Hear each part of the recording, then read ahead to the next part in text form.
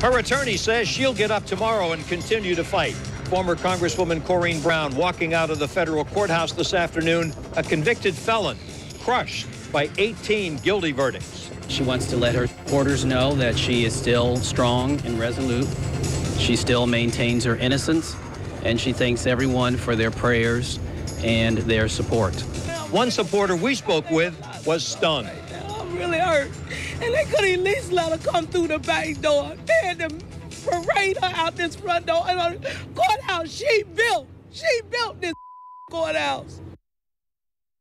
And this is the historic verdict. Corrine Brown guilty on 18 of 22 federal counts. The big one here, conspiracy for a scheme that funneled thousands of dollars through a bogus charity. This was Jacksonville's most watched federal trial in modern history. And Brown's attorney says this is just the beginning. He plans to file motions for a new trial. If those motions are not granted, she will be sentenced in around 90 days. We have several crews following this historic verdict, beginning with Joy, who has been covering the trial since day one. Joy. Mary and Tom, now it's a time of reflection for the attorneys, for Corrine Brown, for everyone involved in this trial. We have been doing the same. In fact, Lindsay Gardner and I sat down together and we took a look at this trial by the numbers. Take a look. This is what we came up with. This trial lasted 11 days from jury selection all the way to closing arguments. 8 days of testimony the jury listened to. There were 41 witnesses for the prosecution. 4 people testified for the defense, including Corrine Brown herself. And there were 4 days of deliberation, the jury being asked to start all over again right in the middle of those deliberations when one of the jurors was replaced by an alternate. What's next? That's what our focus is on right now. Lindsay Gardner joining me.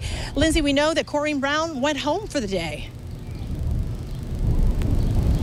She did, Joy, and she was silent as she left the federal courthouse, totally uncharacteristic with her usual very vocal self. But obviously, her life changed just a few hours ago. She is now a convicted felon. And she learned, though, after she learned that verdict, she then texted me a statement saying she will fight this. She is demanding a new trial, and she is maintaining her innocence. Can you tell us at all, Corrine? Corrine Brown rushed out of the federal courthouse minutes after the biggest loss she had ever experienced. This time, 12 jurors, mostly from Jacksonville, men and women that she represented at our nation's capital for 24 years, labeled her a convicted felon.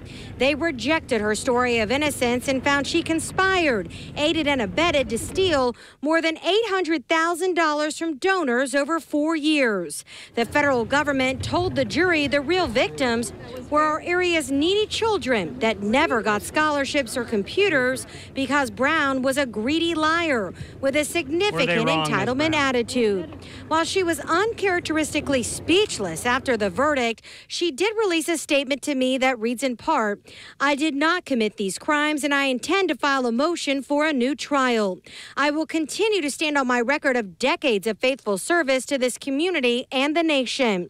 This fight is not over, and as I'm sure you know, I will continue to fight to clear my name and restore my reputation." Weeks before her trial, she sat down for an I-Team exclusive interview, and there, I asked her about taking the gamble to go to trial against the federal government. Are you trusting that at least one juror loves Corrine Brown? Not one, 12. I'm looking for all 12. One. Well, it only takes one to get you. That's right. No, that's not good. I want 12. I want affirmative. I want my name cleared. I didn't devote 34 years of my life to destroy my name. On my tombstone, it will not be felon. It will not be felon on my tombstone. Today, she learned not a single juror believed her, instead labeling her a felon 18 times over. And let's not mince words here tonight. Today was pretty much worst case scenario for her. Of course, she wanted that full acquittal. That didn't happen. Then there was the hopes of a mistrial because the deliberations had gone on for 4 days and a second jury was then put together. That didn't happen. Then there was the hope that maybe the conviction would just be on the tax charges and she could possibly be sentenced to home confinement. And again, that did not happen. Almost a guilty verdict for 18 of the 22 charges she was up against. Joy, I spoke with a federal prosecutor who tells me it's likely if a new trial is not granted, she will be sentenced to somewhere between 5 to 7 years in federal prison. Joy? Lindsay, quick question for you. We want to remind our viewers there are 2 other people involved here, 2 co-conspirators. We got Ronnie Simmons, Corrine Brown's former chief of staff. We've got Carla Wiley, the president of the fake One Door for Education charity. What happens to them?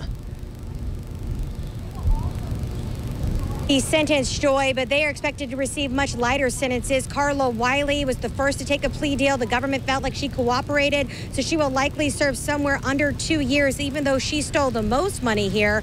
Ronnie Simmons, already a convicted criminal. He was convicted of assault, so he is expected to get a little heavier of a prison sentence there, somewhere between 2 and 3 years. But again, Corrine Brown did not assist the federal government, and she did not admit any wrongdoing, so she will get the full sentence here and be serving the most amount of time if she is not granted a new trial. Reporting from downtown, Lindsay Gardner, Channel 4, the local station.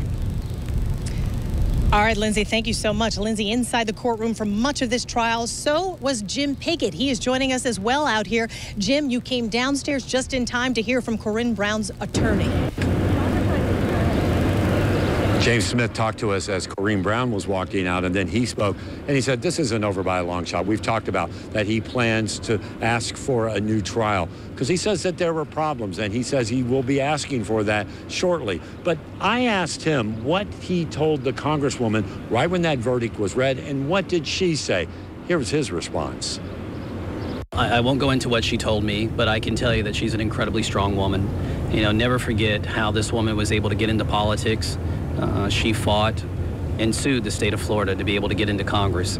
And she served in Congress as an African-American woman at a time where that was something that was unusual. You don't do all the things that she's done and accomplish all that she's accomplished without being incredibly strong.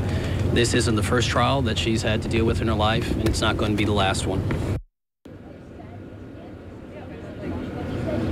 And I'll tell you a totally different statement coming out of the U.S. Attorney's Office. I wanted to talk to them after this trial, but they only issued this statement basically saying she shamefully deprived needy children of hundreds of thousands of dollars that could have helped with their education and also improved their opportunities for advancement. They went on to say that she lied to the IRS and the American public about secret cash deposits into her personal bank account. Now, again, Tyson Duval, the lead attorney in this case, we wanted to talk to him after this trial, but he's not made himself available at this point, and we're not sure if they're going to talk. And again, Corrine Brown's attorney says that they will file for an appeal, and they should do that soon. Live from the federal courthouse, Jim Piggott, Channel 4, the local station. Joy? All righty, Jim, thank you. A lot of reaction pouring into our newsroom from all over our area, including the political world. I want to read you a statement from Senator Audrey Gibson. She is the Duval County Democratic Party chair. She wrote, "Duval Democrats, as you may have heard, the jury reached a verdict today regarding the charges against Congresswoman Corrine Brown. Congresswoman Corrine Brown's work for her district in the legislature and in Congress will never be diminished by the outcome of this trial. She has been a champion and worked tirelessly for many years." Obviously, a statement of support. There have been other supporters, some of whom who have been here at the courthouse every single day, sitting by Corrine Brown as the trial took place. Joining me now, Scott Johnson here as well at the federal courthouse with more on that. Scott? Joy, it has been very passionate on the part of some of Brown's supporters who were down here at the foot of the steps of the courthouse when she left today. With cameras in her face and security at her side, there were people standing by the side who have watched her for years and admired her. They were devastated by the news today. Frankly, I did not hear from a lot of supporters angry at the decision in court, but saying that they respect what she did in Congress and they believe she will fight for it. She has the chance to appeal. I am a Corrine Brown supporter, as I feel as though that she did a lot of things for us, you know, and you know, her districts and stuff, you know. I can't at this point say whether or not it was just or whatever, because there have been a lot of controversy in regards to this case. At this point, we can't say, just hope she have a chance to appeal. And I talked to one supporter who said that Brown helped build this courthouse, the same courthouse she was just convicted in. Joy, I'm going to send it back to you.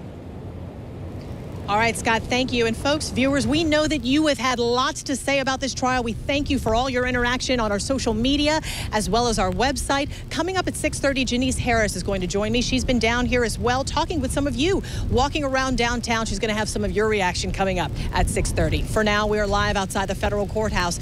Tom, Mary, back to you. Joy, thank you. And joining us once again is local attorney Gene Nichols, who's been sharing with us his insights since the very beginning of this case. And Gene, thank you so much. Her attorney said a motion will be filed for a new trial. If that motion is rejected and once she's sentenced, how long do you think it would be before she had to do prison time? So we know that there's going to be a sentencing at least 3 to maybe 4 or 5 months away. After that, if a motion for new trial is denied, then appeals will be taken to the 11th Circuit Court of Appeals in Atlanta. That's going to be months, if not potentially over a year. They're now just hearing some cases from 2015. So I think we can easily expect a year to 18 months once the appeals are filed before we get results from Atlanta.